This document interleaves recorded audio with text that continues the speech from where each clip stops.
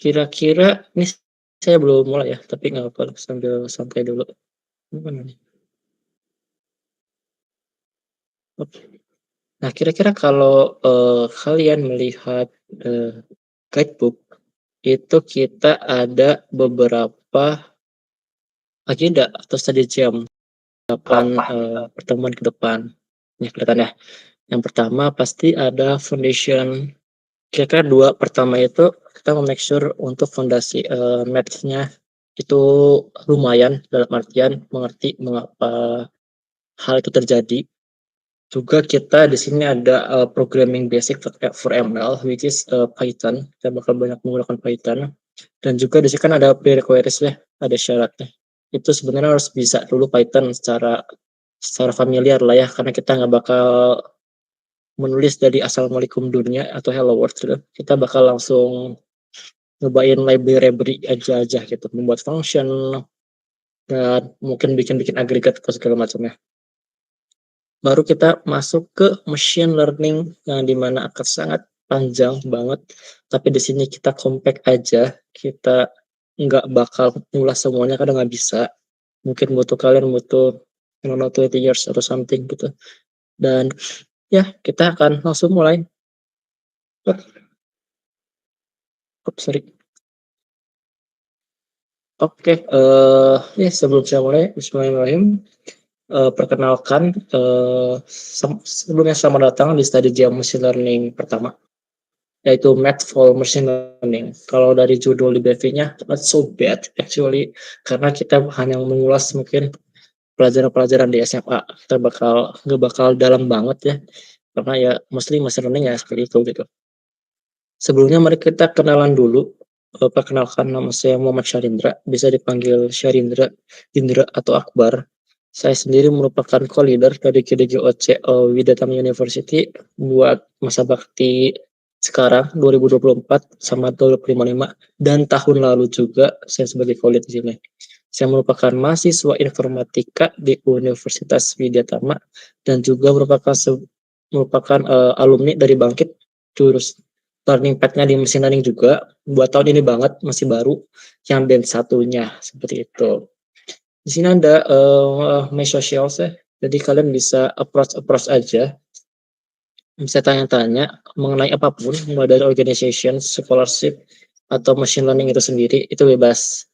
Instagram, dari LinkedIn, maupun dari GitHub-nya, seperti itu. Oke, mungkin sedikit untuk penjelasan rules. Kalau di kelas ini bebas aja, anggap aja peer to peer learning. Kalian silakan on cam, kalau bisa on cam. Jika kalian misalkan ada pertanyaan di tengah-tengah pemaparan materi, silakan di raise hand aja atau misalkan open mic, nggak waktu open mic. Karena kita emang nggak ada pertanyaan di akhir sesi gitu. Pertanyaannya ya edit flow aja gitu. Kalau ada nanya-nanya, ya udah, kalau nggak ada ya udah lanjut seperti itu. Silakan kalau mau ada screenshot, mana tadi? Silakan kalau mau ada screenshot, kalau mau langsung di-connect, silakan connect. Seperti itu. Nah, sekarang ngapain aja sih? Sekarang kita kalau di awal kan ada linear algebra ya, tapi nggak akan mungkin keulas dalam 2 jam, 3 topik gede. Jadi kita disusun jadi 2, basic probability and statistics gitu ya. Kita bakal mengetahui defining probability dulu, kenapa itu penting. Condition of probability, join probability, sample sampai bias rules. Statistik kita juga bakal sedikit-sedikit aja matematiknya. Jadi population sample, terus sampai variation and standard deviation. Oke, untuk disclaimer lanjutan, di sini nggak bakal ngulas mendalam. Jadi di sini ada auto resources yang bisa kalian gunakan. Ada YouTube Kylie Ying yang saya secara pribadi menggunakan untuk menyusun materi ini ya. Dia juga sekarang sedang ongoing untuk learning path machine learning. Lagi di matematikanya dulu sama, tapi dia udah sampai kalkulus. Terus juga ada Tribru One Brown untuk visualisasi, itu bagus banget. Atau mau Stanford online, apapun itu kalau dari YouTube bebas. Coursera juga ada machine learning courses, ada yang bisa pilih yang auditnya supaya dapat materi kelas gratis, tapi memang nggak dapat sertifikat penyelesaian gitu ya, harus bayar berapa ratus dolar. Juga ada Udemy juga suka ada diskon, itu mungkin pas Black Friday atau apa, itu jadi murah lah kira-kira 99.000 dari mungkin 200-an atau berapa, worth it. Di coding juga suka ada kan ID Camp atau ya beasiswa-beasiswa seperti itu yang machine learning, juga data camp. Itu kalau machine learning slash data science slash data analysis. Oke, enough talking, langsung kita mulai aja. Apakah oke? Apakah sudah siap? Kalau sudah siap, masukin jempol. Jempol atau api? Jempol, jempol, jempol, jempol. Apakah ada yang mau jempol? Oke, jempol. Oke, kita langsung ya. Ada yang ngirim jempol nggak? Nggak ada nih. Oke, langsung kita mulai. Pop. Jadi, ke basic probability. Nah, apa sih probability? Probability atau kemungkinan atau peluang itu kan adalah ya peluang gitu. Kemungkinan suatu hal itu terjadi dalam suatu event gitu. Misalkan simpelnya kita ngelihat mau masuk ke kampus, kita lihat cuacanya mendung. Berapa sih kemungkinan itu terjadi seperti itu. Ini juga bisa kita gambarkan seperti ini. Up, up gitu ya. Ini nggak ada feel-nya bisa. Feel-nya transparan. Up. Misalkan seperti ini. Terus sorry. Lalu di sini ada dot. Dot. Up. Kecil banget. Misalkan ada gini ya. Gitu seperti ini. Jembar dong. Misalkan ini. Misalkan aja ya. Nah, si teks sudah banget pakainya. Si teks ini itu bisa kotak ini ya. Ada kursornya. Ada nggak kursornya guys? Ada ya. Si kotak ini itu bisa kita bilang sebagai sampel. Ini kotak ini sebagai apa? Sampel. Sampel. Sampel space atau ruang sampel kalau bahasa Indonesianya. Sample space itu adalah semua kemungkinan yang mungkin, all possible outcomes gitu ya. Sedangkan titik-titik kecil ini yang sangat kecil,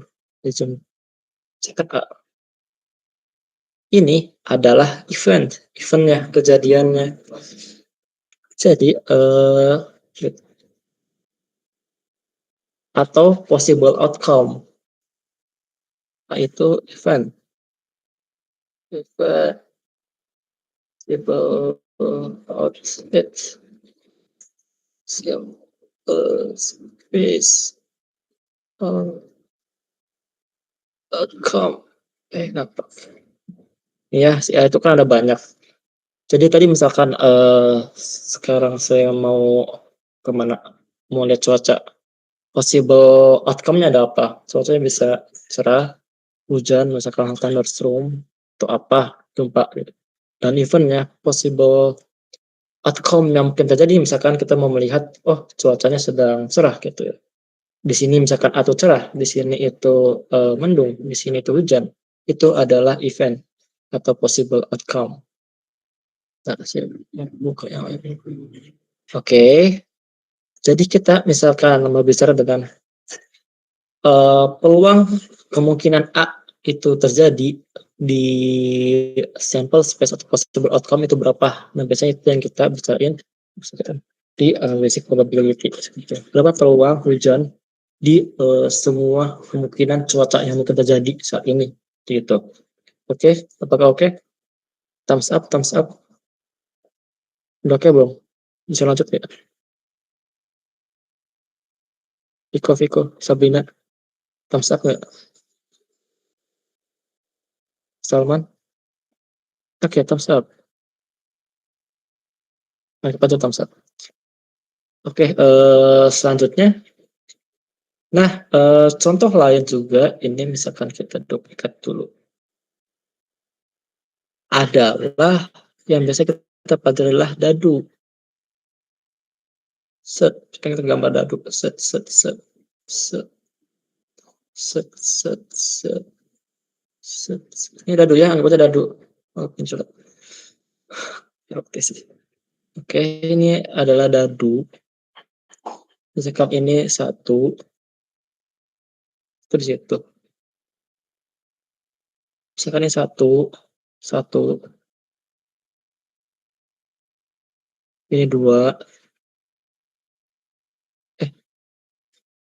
sedikit. Ini 2, pusing.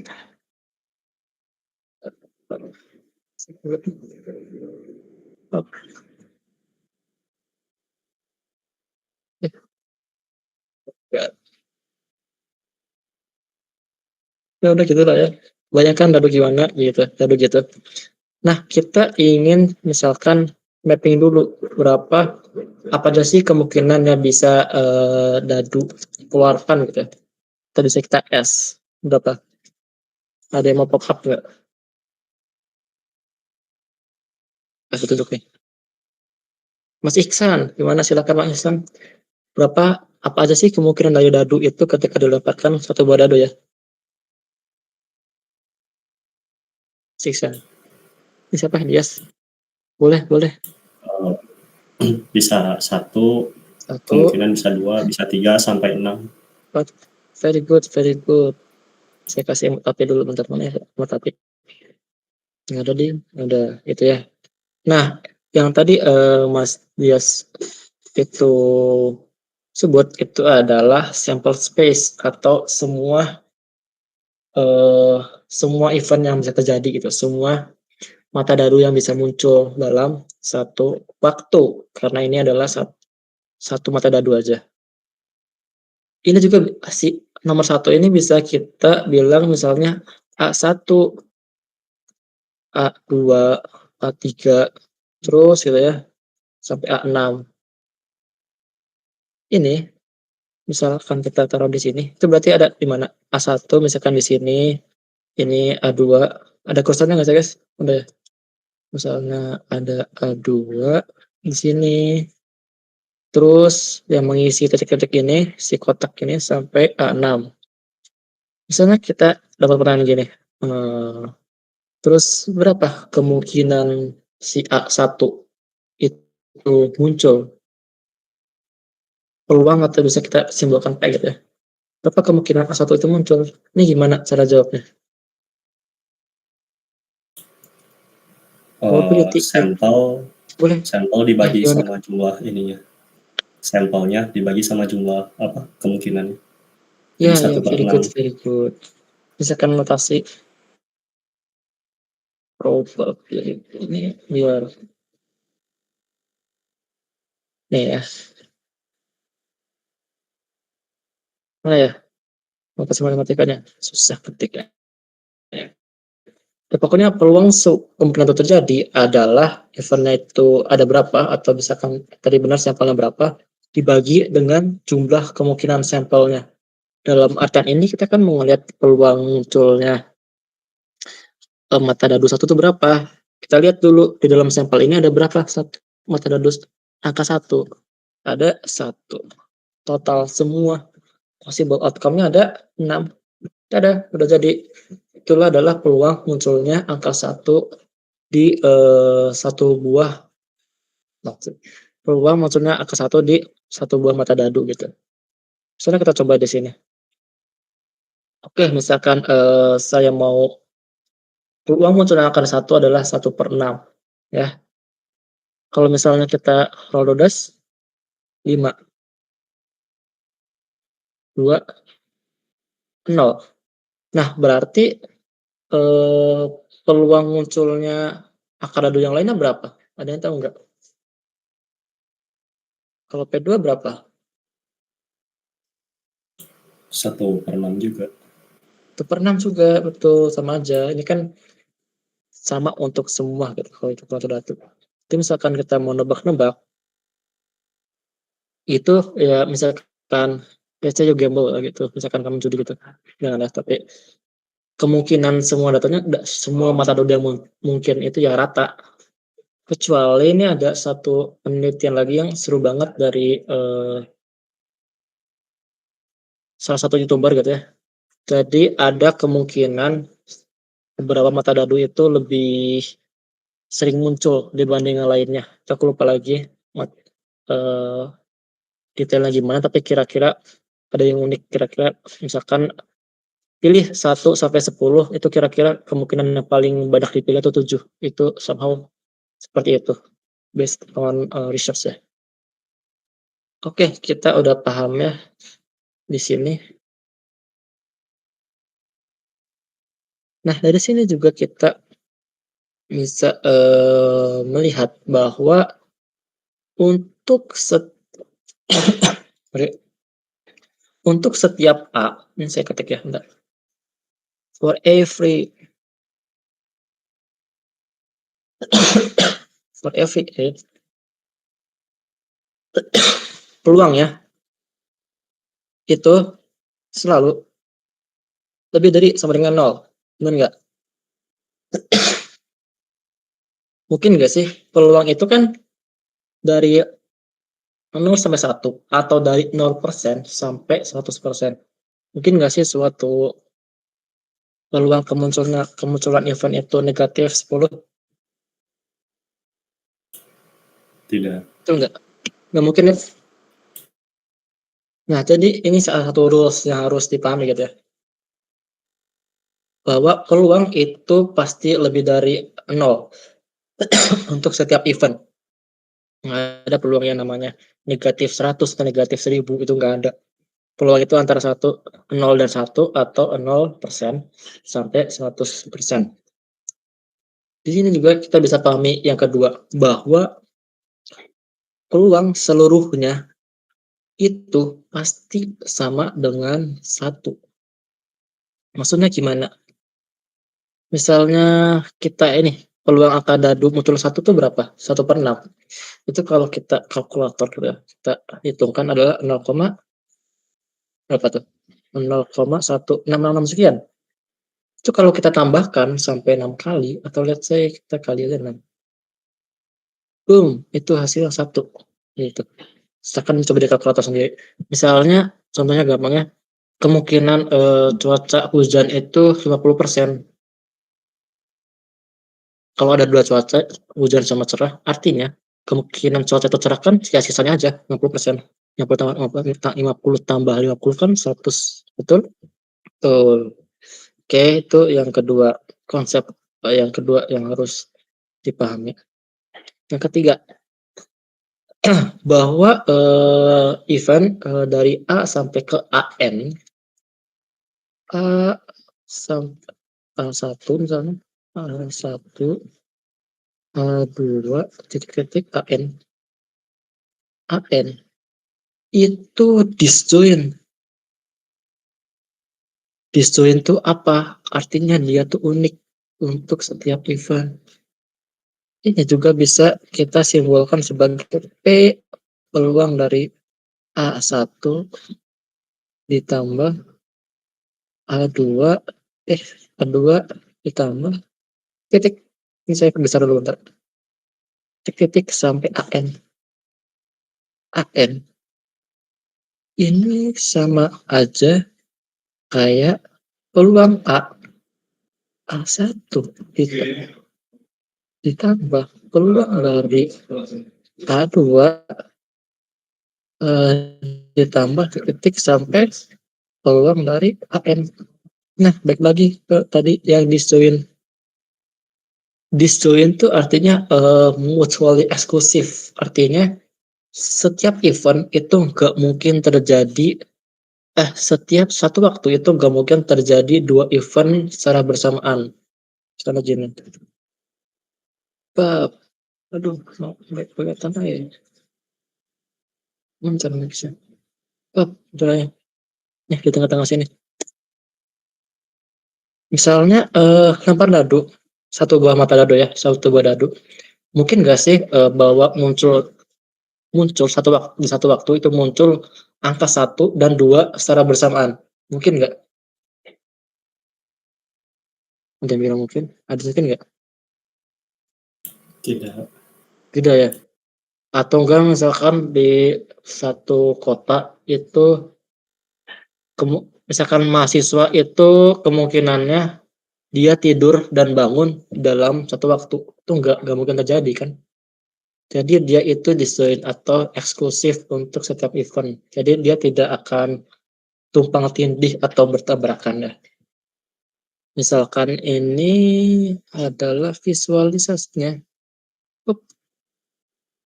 Nih, nah peluang dia itu berada nih di tengah-tengah sini di antara event A1 dan A2 itu 0 atau nggak mungkin terjadi gitu. Satu event, dua atau lebih event terjadi di satu waktu yang bersamaan.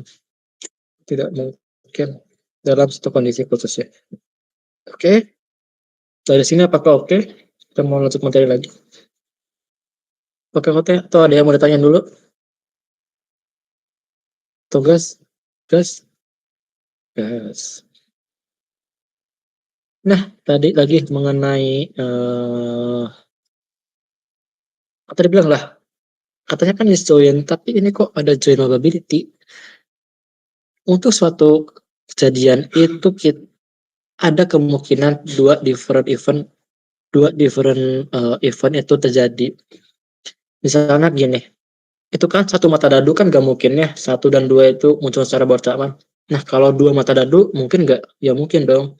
Satu mata dadu yang pertama, dia muncul angka 1, sedangkan mata dadu yang kedua, itu dia muncul angka 2. Itu adalah beda cerita lagi. Nah, si join probability juga ini kita bisa simpulkan sebagai gini, peluang munculnya X dan Y gitu ya, atau P X dan suatu simbol matematik mana ya?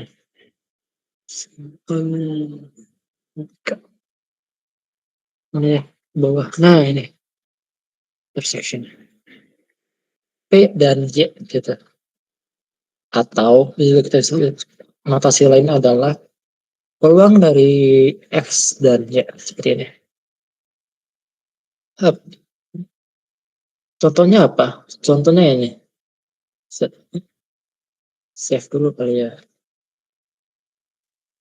Remix.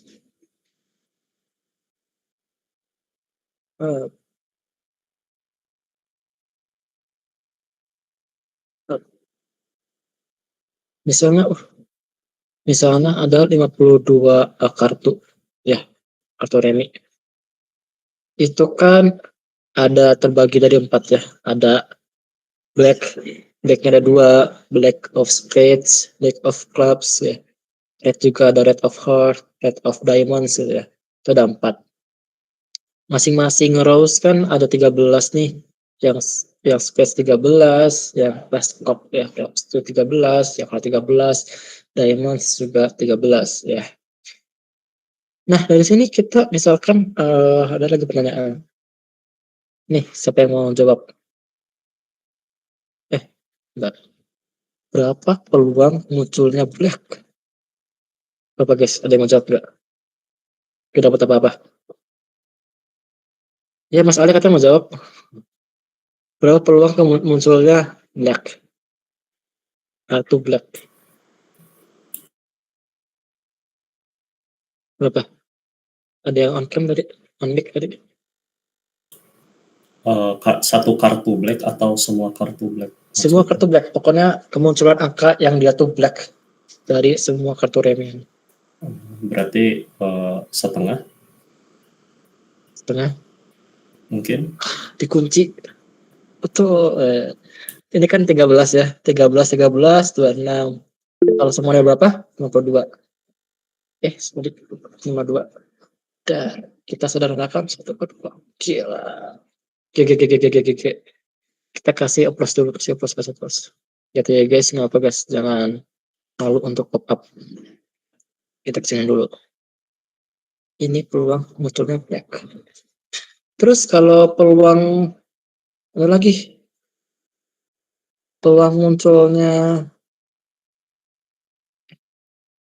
keempat berapa? Ada yang tahu? Ada yang mau? Ada yang mau pop up? Siapa yang mau? Teh Merin, silakan Teh Merin. Ada yang mau? Ada berapa sih total event angka 4 tuh ada 1, 2, masih coret nggak? 1, 2, 3, 4, ada 4. Berarti berapa? 4 per 2. Oke, jadi per 17 gitu ya. Nah, yang dimaksud choice probability itu seperti ini. Misalnya kita mau menghitung, berapa peluang munculnya kartu angka 4 dan dia itu black, 4 dan black lagi. Nah, gimana? Berapa sih event yang ada? Kita buat semesta eventnya dulu. Semesta eventnya adalah 4 dan dia black-nya aja. Berarti gimana?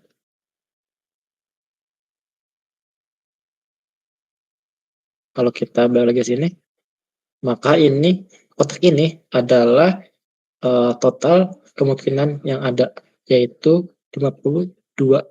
Dia bisa black and hard, black and red, black and something gitu.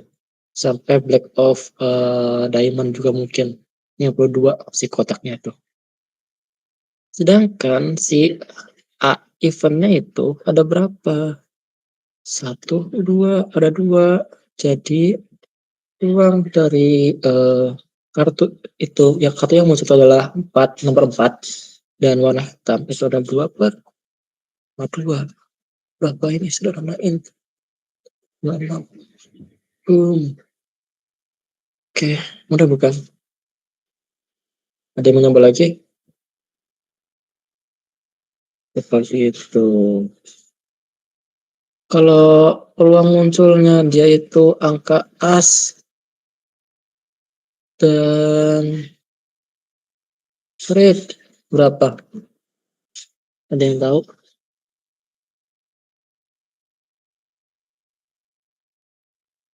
Ada yang pop up?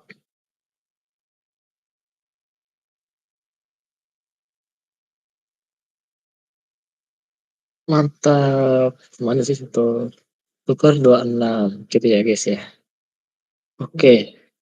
Apakah ada yang mau tanyakan lagi sebelum kita lanjut? Oke, lanjut ya. Masuk ke conditional probability.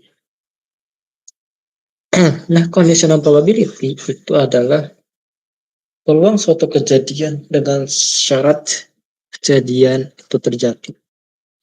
Nah, itu maksudnya gimana? Maksudnya gini. Itu biasa kita simbolkan gini. Peluang misalkan X pakai ini ya, garis.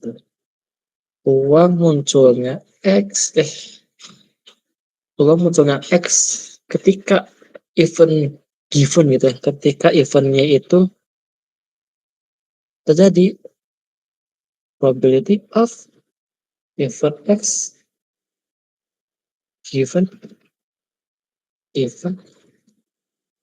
Nah, kemungkinan event X muncul jika event Y juga terjadi atau sudah terjadi gitu. Soalnya gini, peluang munculnya dia tuh hard given nanti itu adalah berapa? Hard itu ada 13. Nih, hard ada 13 kan? 13. Tapi bukan 13 per 52. Karena ini si rate-nya itu udah terjadi duluan. Jadi 13 dan ruang sampelnya, ruang semesta sampel semestanya adalah hanya yang red doang. Tadi yang hitamnya nggak dihitung. Nih, jadi misalkan ini tadi itu hard and red, berarti yang rednya adalah ruang sampelnya, sedangkan sampelnya adalah si hardnya. Tuh, berarti berapa ini? Kan 13. 13 per setengah. Oke, top.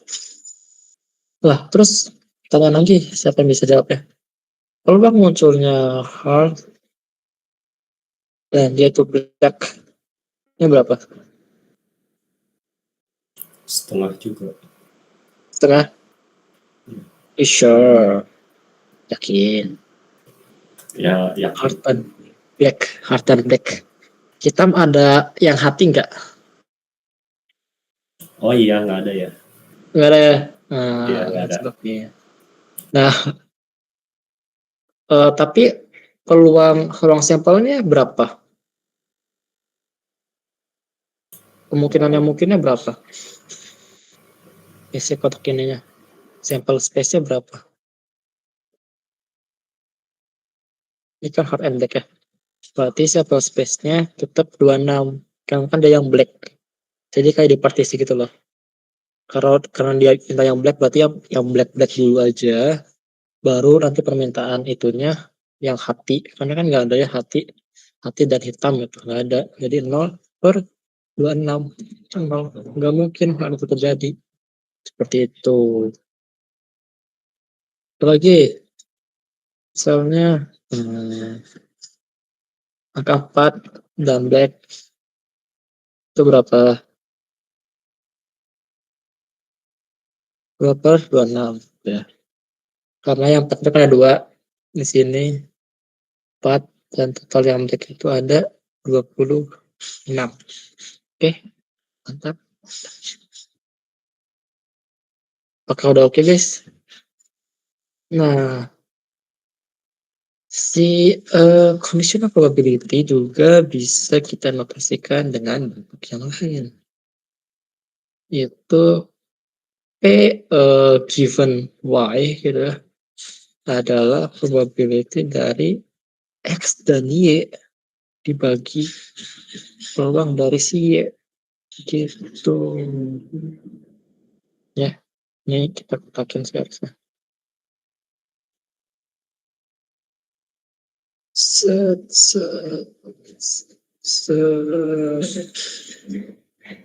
Nih, sebelah lagi. Kalau ya apa ya? Oke, apakah udah oke? Atau mau dicoba satu-satu dulu? Oke, ya, oke, lanjut.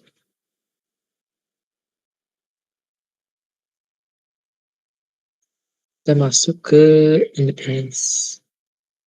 Independence itu sesuai dengan namanya. Itu kita mempertanyakan apakah dua events, dua kejadian itu dia saling berkaitan atau enggak. Apakah suatu event itu terjadi eh, berefek kepada kejadian dari event yang lain? Itu adalah dasarnya. Kalau kita notasikan, itu seperti ini. Dari X.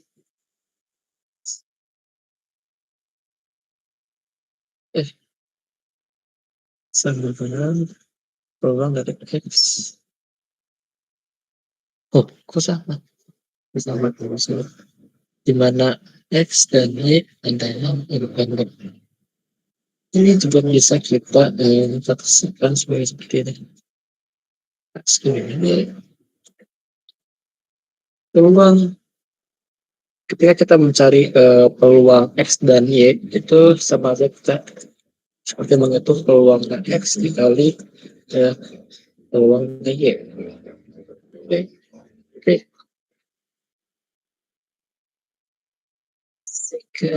Jadi misalnya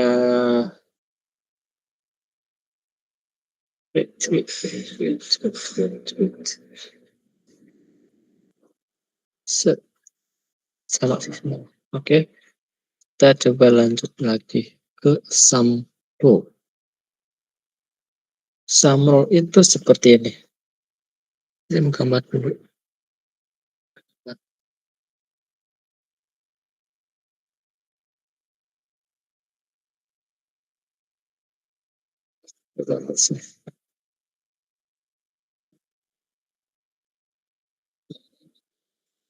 Kita warnain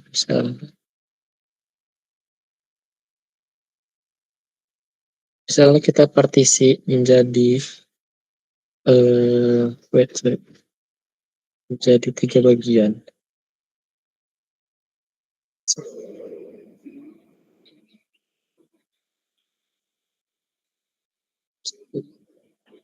Ya, misalkan,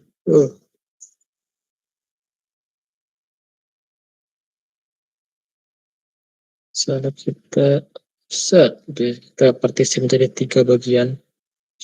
Misalnya di bagian sini itu warna oranye, sini itu warna kuning, ini itu warna hijau. Dan ada suatu kejadian yang di mana dia tuh elips di sini.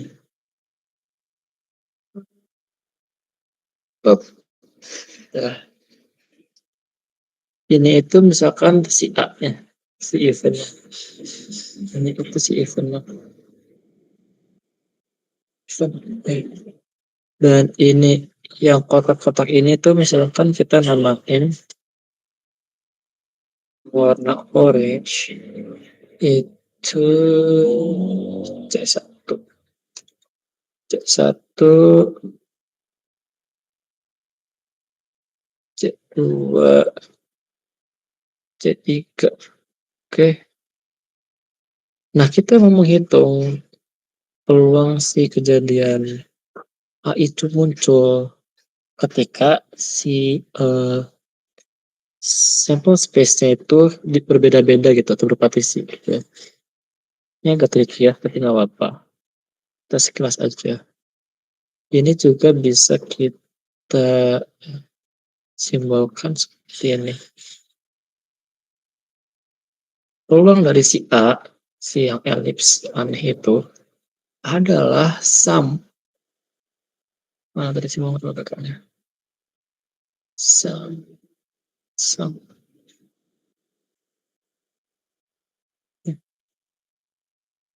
Adalah sum dari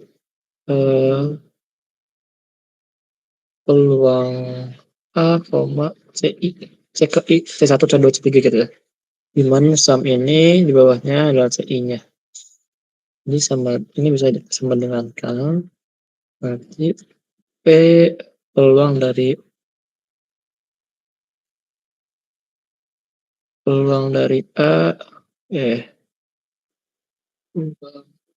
A koma C1 apa ditambah peluang dari A koma C2 kita titik ya sampai A koma CN mungkin cuma C3 doang sih. Oke. Ini adalah sum row. Ini kan berpartisi ya, partisi sampelnya. Di sini tuh berbeda, beda warna, beda kejadian juga, beda sampel juga, beda kondisi lah ya. Tapi kita si eventnya tuh kayak seperti ini gitu lah bentuknya tuh. Bentuknya tuh kayak nyebrang-nyebrang di sini. Ya sama aja, berarti peluangnya si A yang ada di sini, yang berapa munculnya, peluang si ditambah dengan peluang si A yang muncul di C2 ditambah dengan peluang si A yang muncul di C3. Itu bisa kita dapatkan. Jadi deh, sum row. Oke, kita ulas lagi. Ini bakal gitu-gitu. Kita langsung saja. Nanti kita bakal bermain di bias. Bakal lama di bias loh. Oke, selanjutnya kita akan mencoba mengenai law of total. Oke, X given Y. Sama dengan ini diperhatikan dulu aja. X, Y dibagi peluang dari munculnya ya dikali total Y sedang.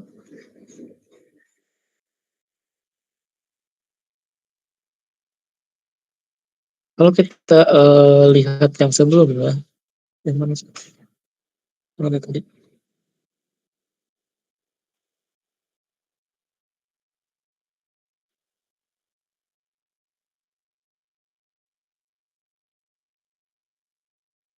Wait second.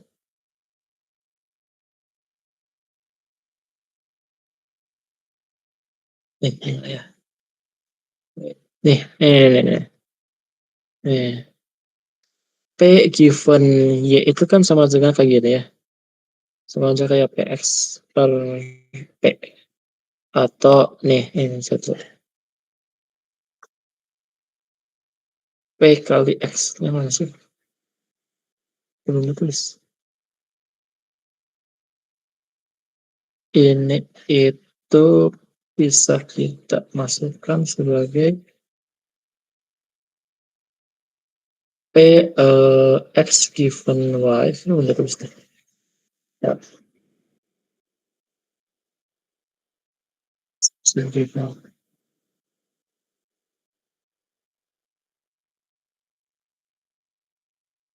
Ya betul di situ. Kan tinggal dikali aja ya. Nah, dimasukin ke sini penaruasan.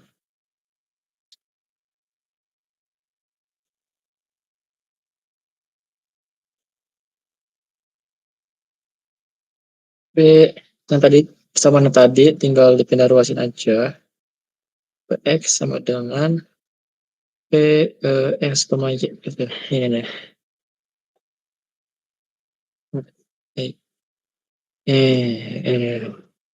Ini kan kedua ruas bisa dikali P peluangnya itu kan.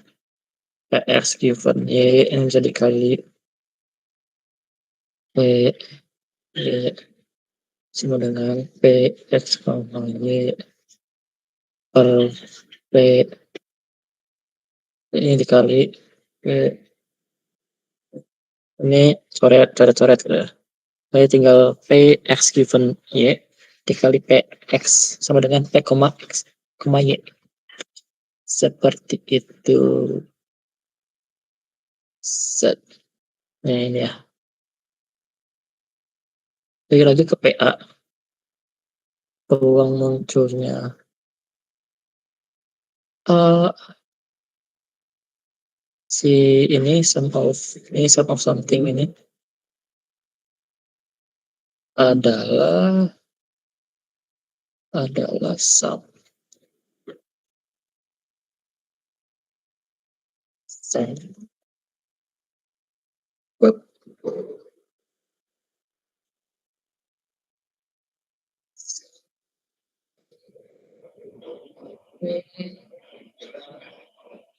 CI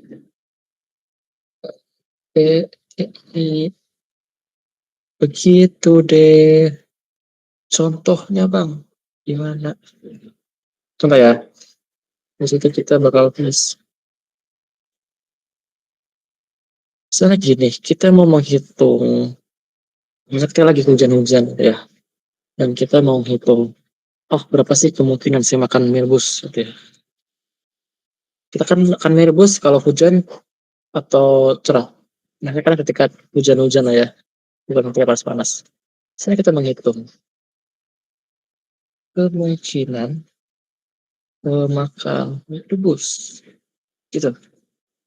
Nah, kita akan makan mie rebus itu ketika hujan. Mostly ketika hujan. Nah, ini kemungkinan kita makan mie rebus itu ketika hujan sekitar 90% misalkan. Ketika cerah 10%. Nah, tapi kita ada kalau misalkan kita lihat di sini ini tuh ada partisi lain. Ada kita harus mempertimbangkan hal lain juga, yaitu ya berapa sih kemungkinan hujan di Bandung misalkan tuh atau di mana Cimberley itu misalkan tuh hujan di Kopo misalkan kemungkinan hujan di Kopo berapa misal atau gitu ya kemungkinan hujan itu cuma 20% misalkan gitu. Nah kita dengan menggunakan law of total probability itu kita bisa menghitung berapa sih kemungkinan kita makan mie rebus, walaupun ini ada, banyak yang harus dipertimbangkan, cuma 2 sih, tapi kita harus mempertimbangkan, eee, cuacanya juga dan cuaca yang saat ini terjadi gitu. Kemungkinan kita makan mie rebus ketika cuaca tertentu dan kemungkinan cuaca saat ini gitu, bukan hujan. Berarti gimana? Yang mau kemungkinan mie rebus, makan mie rebus sama dengan peluang makan rebus given rain, kita kan ketika hujan ya makan mie rebusnya, dikali peluangnya hujan. Ini bawah masuk ke bawah ya, ditambah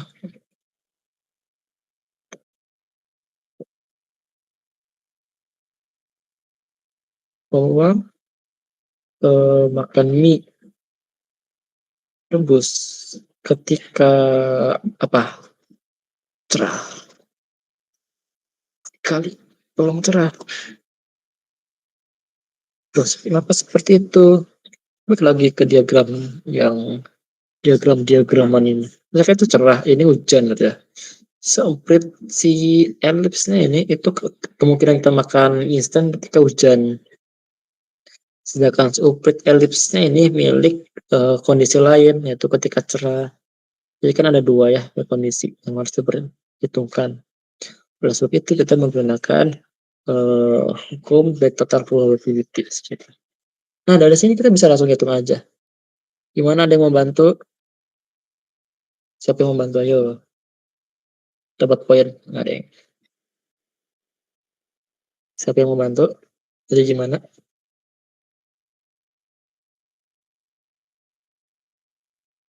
Gimana? Ada yang mau bantu? Ayo, walk through. Siapa? Mas Dias mau gas nggak Mas? Dias. Nggak dulu. Masih Nggak mikir-mikir. apa, bareng ya, jangan Oke, off cam ya. oke, Bareng ya. oke. Peluang makan mie rebus dan hujan berapa? Peluang makan mie rebus dan hujan. Berarti kan ketika hujan peluangnya 90%. Berarti Mantap. Udahlah, langsung lulus aja. hah? Benar 90%. Ini kan ini nih. Ada kursornya nggak sih? Iya. Ya, Peluang makan mie rebus dan hujan. Ini kan peluang kemungkinan makan mie rebusan ketika hujan kan 90%. Berarti ini 0,9 lah ya. Kita eh kecilin aja gitu, dibagi 100 aja. Dikali kemungkinan hujan berapa? hujan yang mana? Yang di Kopo atau yang di mana? Iya, Kofu. Ya, berarti 0,2. 0,2, betul. Ditambah kemungkinan makan mie 0,1. rebus given cerah. 0,1 berarti. Tuh. Kali Kemungkinan cerah 0,8. 0,8 mantap. berarti. Berapa hitung, Bang? Males hitung saya. Sama. 0,9 kali 0,2 berapa? 0,18 ya. 0,18 ditambah Ditambah 0,1 kali 0,8. 0,8. 0,8. Iya betul. 0,08. 0,08. Iya betul 0,08. Gimana? Berarti hasilnya berapa, Mas?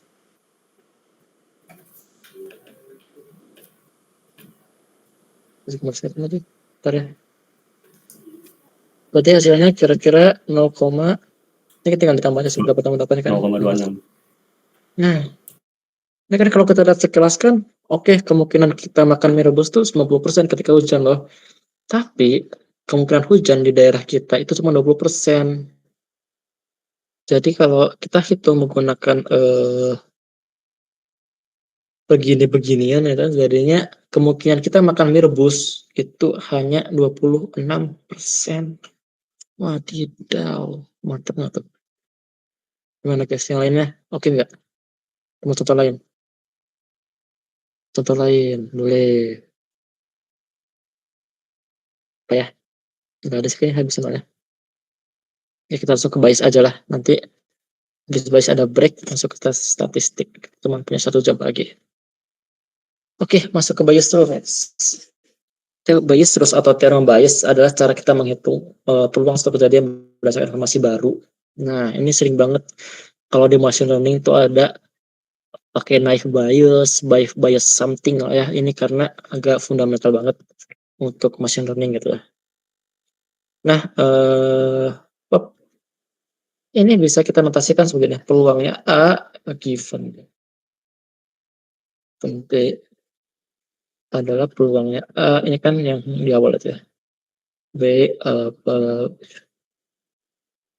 oke. Di mana si A, B ini kita lihat ke atas. Mana? Nih A, B ini kan kita bisa saya mana tuh? Nih sini ya kan? A, B itu sama dengan peluang dari B given A dikali peluangnya si A. Sini tuh nggak bisa gambar harus beta aplikasinya.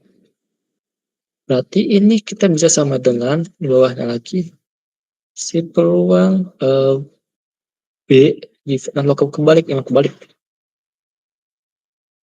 A itu dikali peluang dari si A yang atas ini nih, yang ini ya. Kan bisa kita ubah bentuknya gitu. Dibagi peluangnya dari si B. Oke dulu aja. Jadi deh yang namanya Bayes rule. Biar lebih kebayang ya. Nah, ini formulanya. Nih, biar lebih enak ya. Peluang dari A given B itu adalah peluang dari peluang B given A dikali peluang A dibagi peluang B. Maksudnya peluang yang peluang baru itu yang ini nih. Peluang A given B ini peluang yang bila terjadi ya. Ini probabilitas yang ditentukan A ketika B benar. Probabilitas B bebas A dan B. Catatan saya ya. Nah, si PA itu peluang awal sebelum kita tahu bahwa B itu akan terjadi gitu loh. Sedangkan B itu peluang secara keseluruhannya. Jadi informasi barunya itu dari si PA, peluang A, peluang awal sebelum kita tahu. Tiba-tiba ada muncul si B ini yang menghancurkan itu ya. Jadi kita harus mengubah lagi. Bentar, saya ada gambar yang lebih bagus. Woi. Lah kemana? Boom. Hanya tidak bisa akses untuk mengupload gambar. Ya sudah lah ya. Contoh nih. Contohnya kita pakai contoh yang ada di YouTube Kailin aja. Sudah. Di sini ada break, tenang aja. Contohnya, nih, kenapa ini tuh penting banget? Misalnya kita gini, kita tuh mau membuat sebuah model machine learning untuk mendeteksi kanker lah. Oke, model kita bagus, misalkan bisa mendeteksi 50% akurat. Nah, tapi ada yang namanya conversion matrix. Nah, conversion matrix itu ada yang namanya true positif, false positif, true negatif, false negatif. True positif itu ketika model kita memprediksi sesuatu itu true dan jawabannya sebenarnya adalah true. Sedangkan false positif adalah yang harusnya false, itu malah model kita memprediksi true. Atau yang harusnya itu dia bukan kanker, dia malah memprediksi kanker. Begitupun sebaiknya false negatif, true negatif, dan lain-lain. Yang paling bagus itu adalah seperti ini. Model yang dikatakan bagus itu adalah modelnya kayak gini nih. Ini kayak diagonal gitu loh. Si hijau-hijaunya. Ini model bagus. Nah, tapi bagaimana jika oke modal kalian bagus di sini, di beberapa hal di sini, tapi, kalian itu di false negatifnya banyak, yang salah gitu. False negatif kan lebih misalkan mendeteksi kanker, yang harusnya kanker malah enggak gitu, yang harusnya deteksinya kanker dia malah enggak, itu kan bahaya banget. Oh di sini berarti false negatif nih. Nih false negatif di sini ya, di sini yang paling bahaya nih. Adakah di false negatif? Yang harus yang harusnya kanker itu malah enggak, bahaya banget. Nah, ini masuk ke contoh soal yang akan kita bahas. Misalnya lagi nih, dia itu Covid dan dia itu tidak Covid. Misalnya modelnya memprediksi Covid. Tidak, tapi kalau biarlah coba tidak Covid ya. Ini itu tes tes positif. Harusnya awalnya Covid, tapi model memprediksi tesnya tuh negatif, positif gitu ya. Bayangkan ya. Ini berarti tes negatif. Yang harusnya Covid, tapi model mesin ini yang kalian buat itu malah mengira tidak Covid. Oh, ya. Sini, sini, sini gitu. Dekat sini gitu ya. Nah, misalkan kemungkinan COVID-nya itu 2%. Ya. Dari semua data tuh ternyata di ruang sampel tuh kemungkinan COVID itu 2%. Sedangkan kemungkinan tidak COVID, woi, woi, woi. Kemungkinan tidak COVID itu 8%. Jadi datanya itu ada jomplang itu. Nah, sedangkan COVID dan machine learning memprediksi itu COVID itu ada 95%. Keren, bagus tuh modelnya. Sedangkan yang harusnya COVID, tapi model machine learning-nya mendeteksi itu bukan COVID, ada 5%. Ini gimana nggak cepet? Nah, ini itu misalkan apa ya, 10% deh modelnya bagus. Ini 90%. Ya, misalkan ya, bayang ya. Udah, gitu ya. Misalkan pertanyaan saya sebenarnya.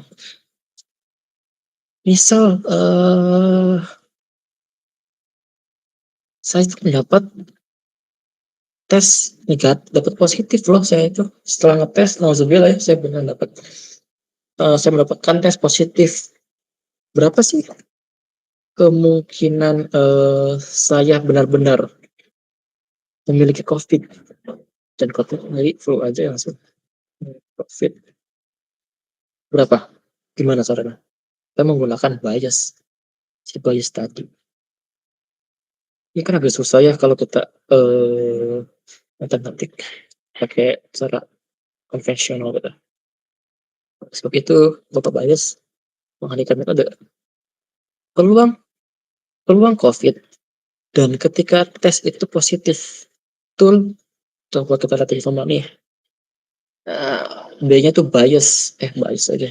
B-nya tuh ke COVID dan given peluang saya COVID ketika saya mendapatkan tes yang positif. Tuh. Adalah sama dengan peluang dari tes saya positif given COVID. COVID apalagi dikali peluang dari saya benar-benar COVID. Mungkin peluang total keseluruhannya tesnya positif. Oke, si P-tes positif itu kan bisa kita sebut juga bisa kita kalikan gitu ya. P-test positif, wait a second. Mana nih?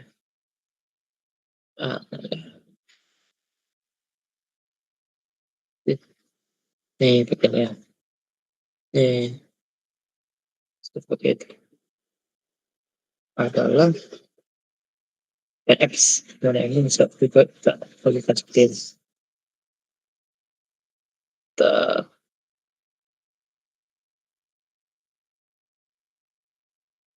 Ya betul tadi ya.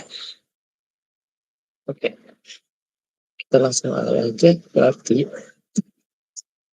sama dengan P test plus COVID dikali yang atas ini lanjutannya P COVID bagi yang ini itu bisa kita uraikan jadi P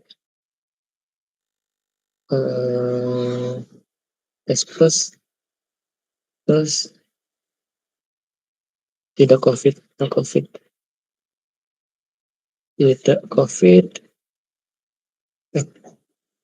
dikali P yang COVID. Jangan ketain aja. Ini ya. Yuk, dia mencoba lagi nggak? Hasil mencoba Mas Dion? Ayo Mas, bisa.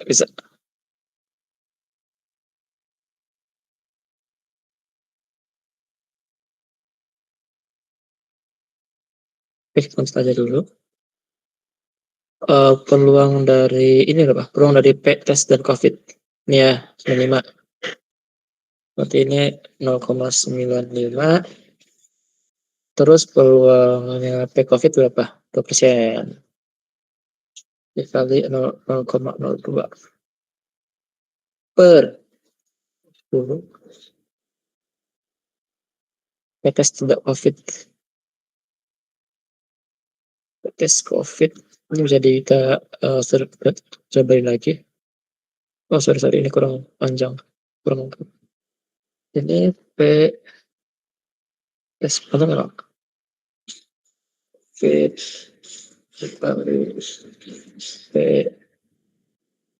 COVID. Nah gini ya. Plus ini panjang. Yang awal banget loh. Nah, sih.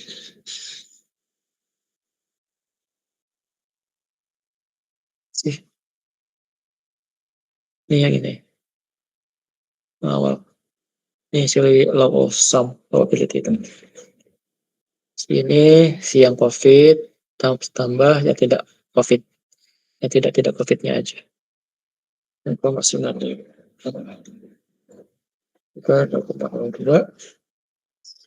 Berapa peluang dia tidak COVID tapi tesnya plus 1 kali peluang dia tidak COVID berapa? 0,9. Berapa? Oh tidak, mantap. Kita hitung yang atasnya berapa? 0,95 kali 0,002. Saya misalkan 0,5 pas ya bagi 0,19 ditambah 0,098. Begitu hasilnya dapat lah sendiri. Kita hitung itu deh penasaran juga. Maka ini hasilnya apa nih? 19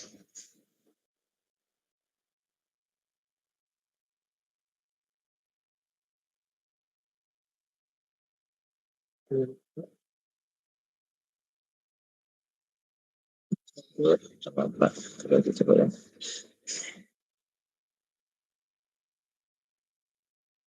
Tuh 0,65 oh gila ya. 0,659 something. Nah,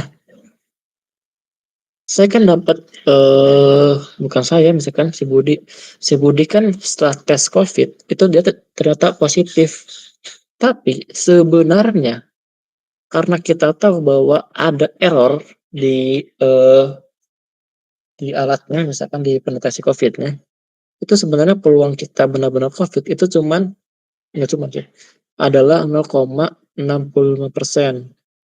Jadi ada kemungkinan sebenarnya si Budi itu nggak Covid, gitu. Cuma gara-gara ada error di pendeteksinya atau model machine learning-nya atau alatnya, jadi sebenarnya mereka itu nggak 100% positif gitu, seperti itu. Ini bias ya, minoritasnya bakal di-bias, jadi boleh pay attention di sini. Oke oke. Oke, kita ada break dulu sekitar 5 menit ya, karena kita bentar lagi masih banyak bahasan. Oke, mungkin itu silakan boleh minum, tapi jangan meninggalkan summit. Oke, silakan thumbs up, timer, mana timer. Oke, 5 menit dari sekarang.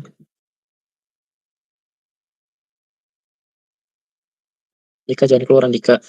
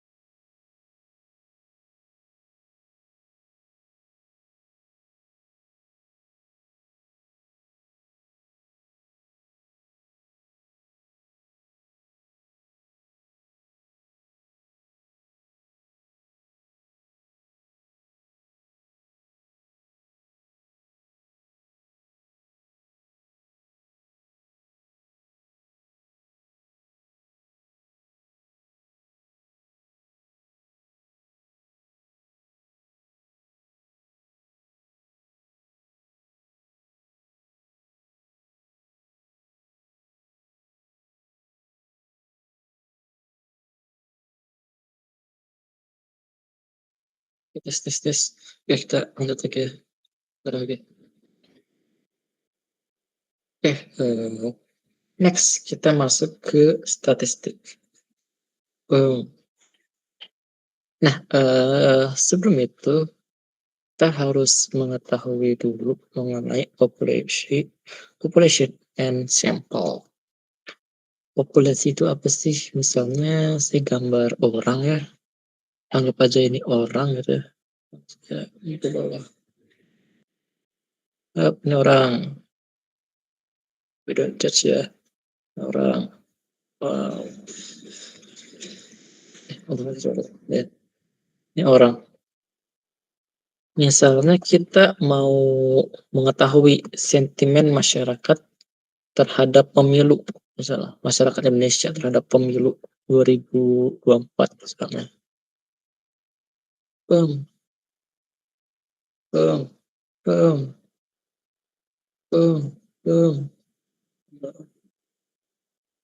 bang, bang. Ya udah lagi aja. Kan nggak mungkin ya kita, mungkin sih, tapi akan sangat melelahkan ketika kita harus mensurvei satu persatu orang di seluruh Indonesia itu 200 juta lebih ke 300 juta.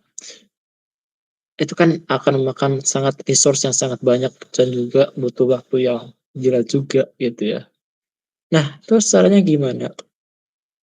Caranya, ada nama pendekatan yaitu kita, oh ya udah kita nggak usah semua, kita sebagiannya aja gitu.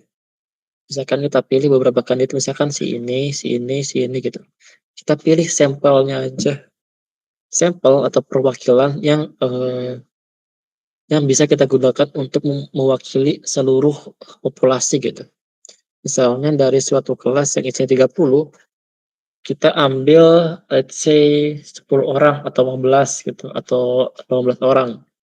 yang digunakan untuk mewakili ke-30 orang itunya terhadap satu hal. Itu namanya kita sampel. Di sini sih kita random ya, kita random sampel. Juga bisa, emang kita selektifin sampelnya. Jadi itu, kita harus belajar lagi. Terus masuk ke, measure of central tendency gitu. Adalah bagaimana kita menggambar, ya udah mau ngambil kesimpulan dari si representatif itu biasanya kita ada 3 ya, ada 1 lebih. Biasanya mean atau rata-rata, median dan juga ya biasa modus gitu, median modus gitu. Kalau mean pasti tahu ya, mean itu rata-ratanya. Mean, average, rata-rata, rata-rata dari suatu data. Misalnya kita mau menghitung rata-rata nilai, rata-rata IPK Widya-Tama. Itu misalnya ada 5 data nih, 2,3 misalkan tuh, 3,4, 4,2, 4,3, 4,0 sama 3,2. Ada 5 data. Terus gimana cara kita menghitung rata-ratanya? Ya udah, kita tinggal jumlahkan aja semua. Oh, bisa dong? Iya bisa, kita tinggal jumlahkan aja semua ini, terus dibagi dengan banyaknya data, yang ada berapa 5, ya udah 5 bagi 5 gitu. Atau kita bisa, ya biar bagus. Formula adalah jumlah data dibagi banyaknya data. Gitu ya. Misalnya mau menghitung berapa sih tinggi badan, rata-rata tinggi badan 10 orang, ya udah tinggal jumlahin aja berapa, dibagi banyaknya data. Tapi gitu ya. Misalnya gini, ada suatu isu. Misalnya kita mau menghitung itu tinggi badan. Katanya misalkan ada apa? 160, 40, terus 30, 20, 100, 119. Ada yang namanya outlier atau kecilan kalau bahasa formal Indonesianya. Kayak gini ya visualnya. Nih, ini kan data tuh di sini ya. Nih data tuh kayak gini distribusinya gitu. Nah ini nakringnya sendiri di sini gitu. Kalau misalkan di contohnya kita buat itu misalkan tinggi badannya misalkan 90, 40, 30, 120, 15. Si Bambang ini tinggi badannya 400, misalkan gini. Ini kan kalau misalkan coba kita hitung sebelum ada 400 si Bambang ini berapa rata-rata tinggi badannya? Tak saya hitung dulu.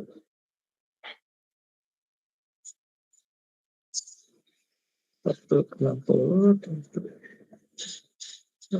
30, 40,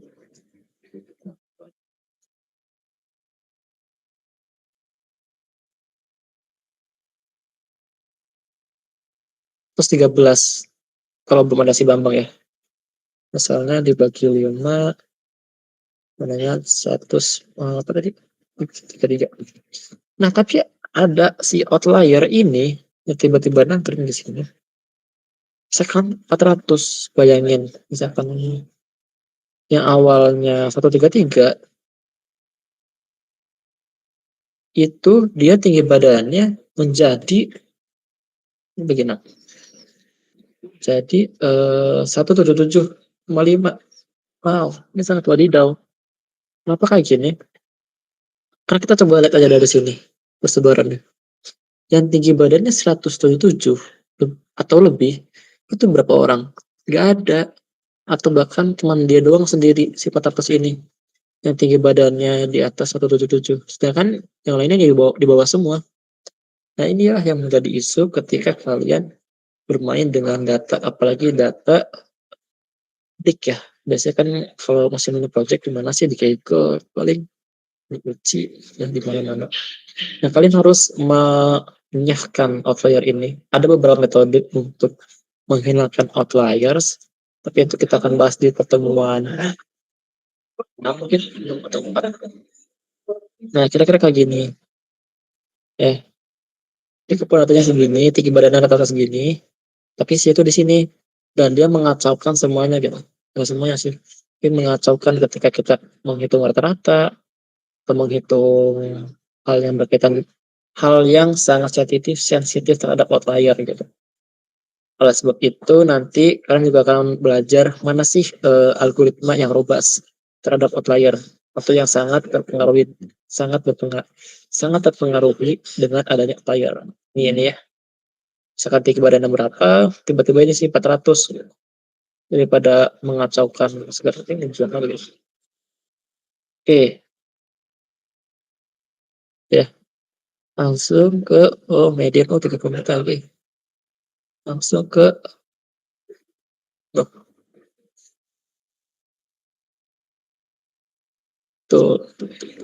langsung ke median.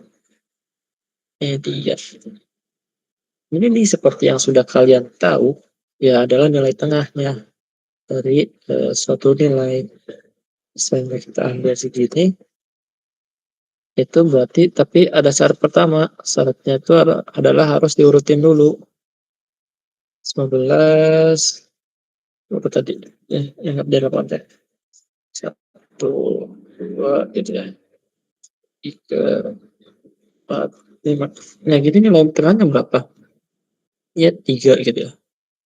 Kalau berapa dibagi 2 gitu.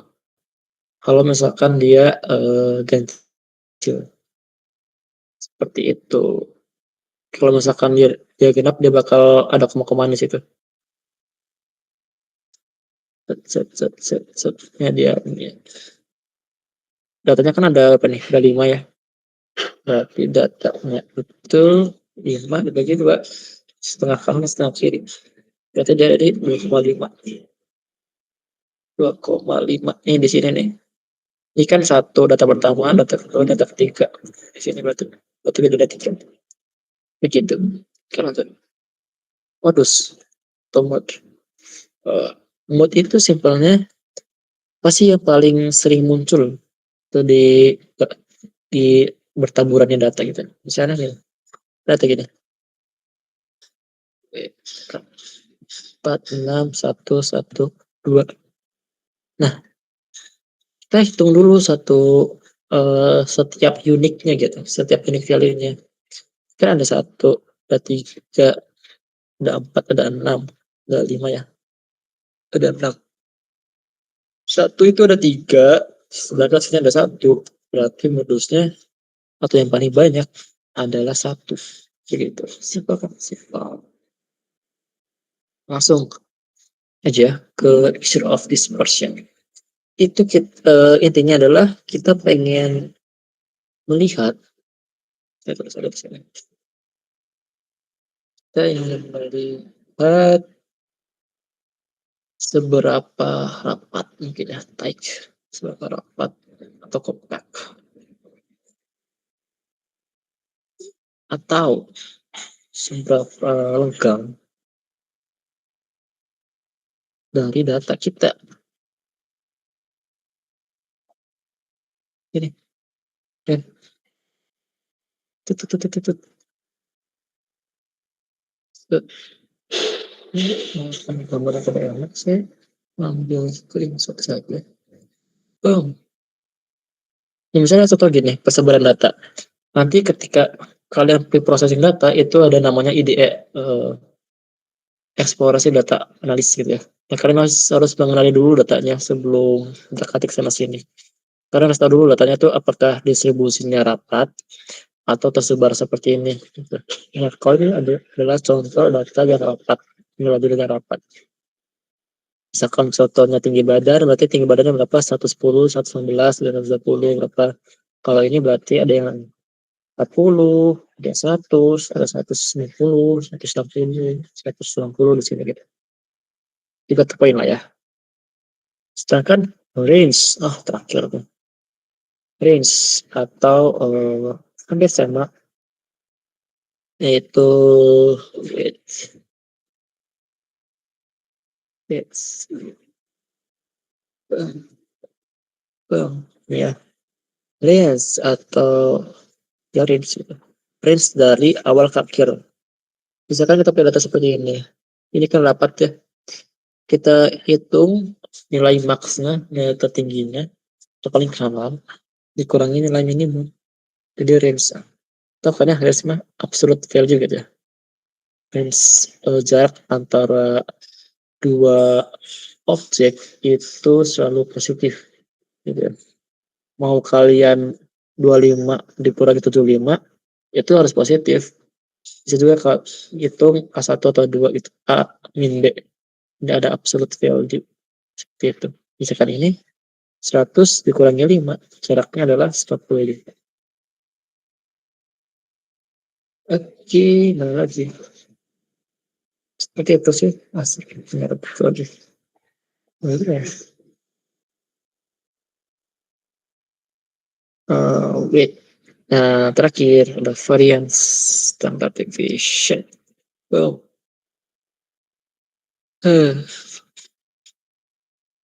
Nah, ketika kita memiliki outlier, kita sudah bisa melihat menggunakan variance gitu. Atau ini ada simbol mu, sigma, sigma, sigma, sigma. Ini menjadikan mu. Nah, ini rumusnya gini. Langsung aja ya, karena nggak ada penurunan rumusnya. Kalau yang SMA, yang belajar probability pasti sudah familiar. Langsung aja untuk kita nyobain. Oke, langsung ini tas. Sudah mantap, mantap nggak? Mana ya ini tasnya? Nah, seperti itu. Langsung aja ya, kita mini tas. Sebelumnya ada yang mau tanya dulu nggak buat minggu depan atau gimana nya? Dulu masuk ke mini tas. Itu.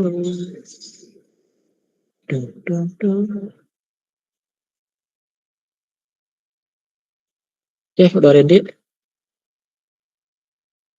Udah ready? Mas Andi apa kalian ready?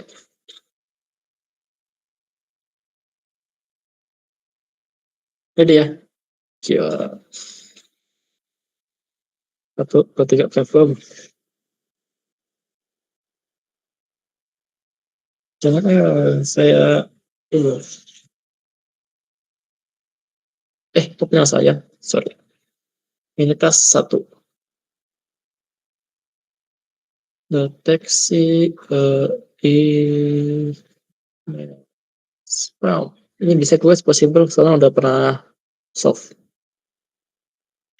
Nah, salah satu task yang paling common, paling sering banget di machine learning itu adalah deteksi email spam. Deteksi apakah email itu spam atau tidak spam.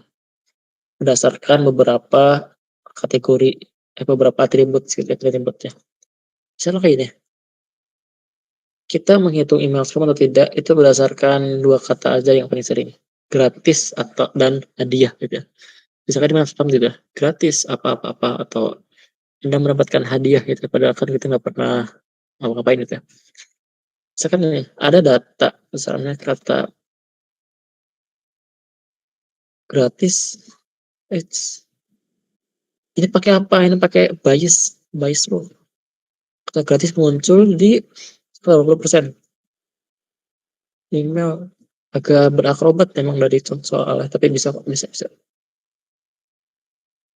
Mana sih?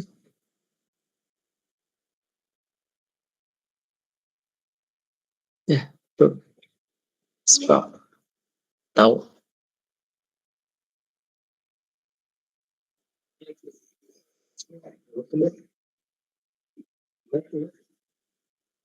Nggak bisa next dulu. Wait a second.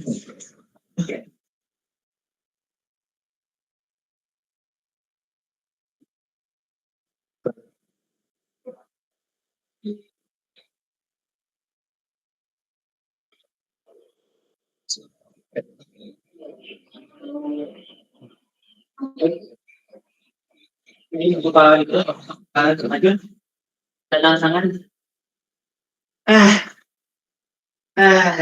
Gratis muncul di profesional spam atau jadi pemuda aja.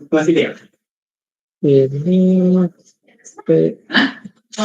gratis spam kelas bagus satu lagi.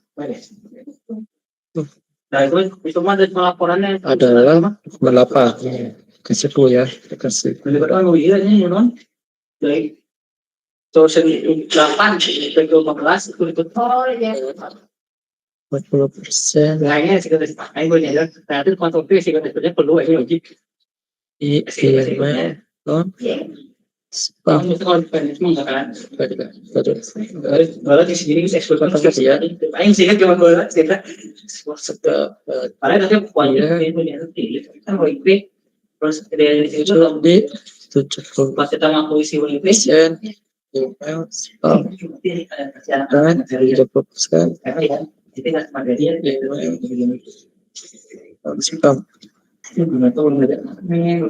porsi spam adalah misalkan tuh nampak data ya kayak itu kayak jadi mau ada ayo nggak biasa simpelnya pas waktu kayak gimana nah udah ingat ini nama tapi kocaknya pas saya kulinernya ada yang videoin aja yang jelasin nih memang paling gak sih ya oke mau bagus lah harus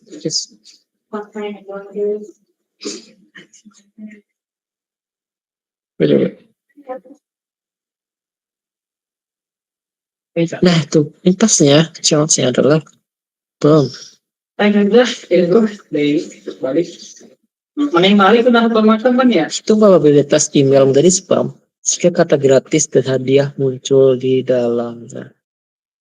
Ya, berarti ini kalau kita gambarkan seperti ini. Nah ini tuh adalah spam, ini lihat non spam. Yang spam berapa? Proporsinya nanti ininya berarti 40. Yang spam dan ini sorry. Ya betul. Berarti ini ada gratis, ada dia yang gratis, untuk di spam 50%, dan yang tidaknya 20%. Ada ya guys? Nah, saya kasih formulanya deh. Nih, saya kasih clue lagi. Clue terakhir.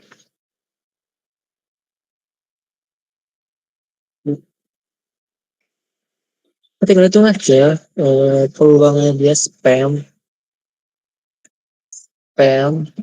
given, gratis, kasih ininya.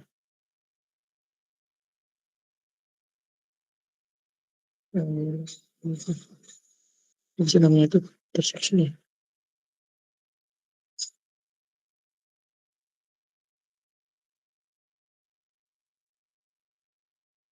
Gratis dan hadiah. Nah, udah deh. Dari clue yang sangat clue. Berapa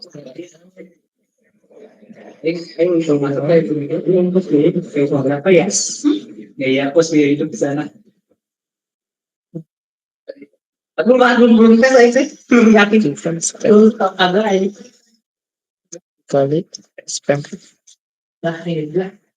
Tadi peluangnya dia gratis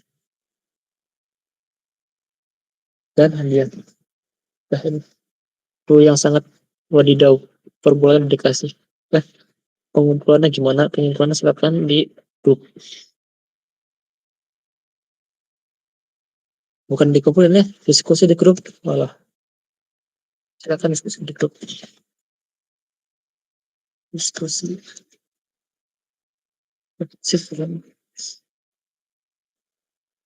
Saya lupa. Silakan diskusi di grup. Oke. Dulunya.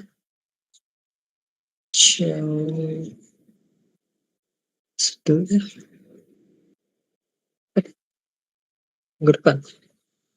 Challenge due-nya tanggal 18 saya rekap ya. Saya oke ya. Center. Misalkan di grup, misalkan di mana, misalkan siapa ya? Misalkan si Budi itu udah selesai. Kirim aja di grup, saya sudah selesai. Menurut teman-teman gimana atau gimana lah.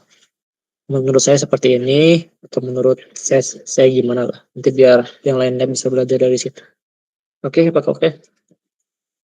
Ini saya salah juga, saya kasih ke grup. Minta satu, ini poinnya berapa? 15 poin.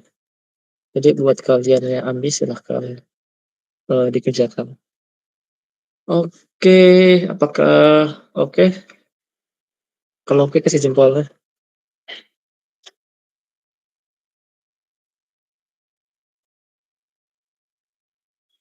Ya guys, apakah masih di sini guys? Good. Buat slide juga bakal saya kasih di kitab ya, bakal saya repot di kitab. Oke, mungkin jika tidak ada pertanyaan, selamat happy selamat mengerjakan tesnya. Mungkin seperti itu, mungkin kita bisa foto bersama terlebih dahulu.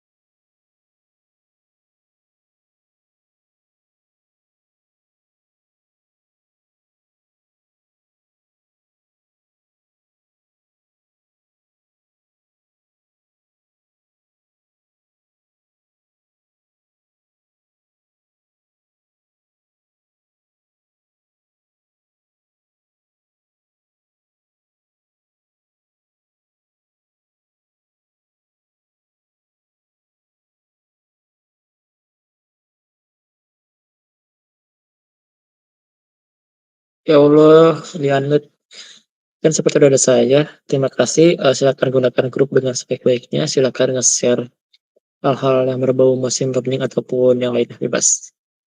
Oke, terima kasih sudah menghadiri study jam pertama machine learning. Sampai kita berjumpa di study jam lainnya karena bakal sangat seru. Karena kita bakal ngoding. Oke, mungkin dari situ sama saya. Oke, thank you all. Tadi PPT-nya di mana? Di GitHub. GitHub, oke. Atau saya share aja ya, karena saya malas ketik. Oke. Oke, saya share ke grup ya. Terima kasih udah hadir. Terima kasih teman-teman. Nuhun Kang. Mas Dias mau on cam nggak? Mau foto nggak? Mau foto nggak? Ya udah. Ya udah. Boleh nih. Boleh. Udah. On cam, biar kelewat. Mantap. Ntar, yuk. 1, 2, 3. Ntar.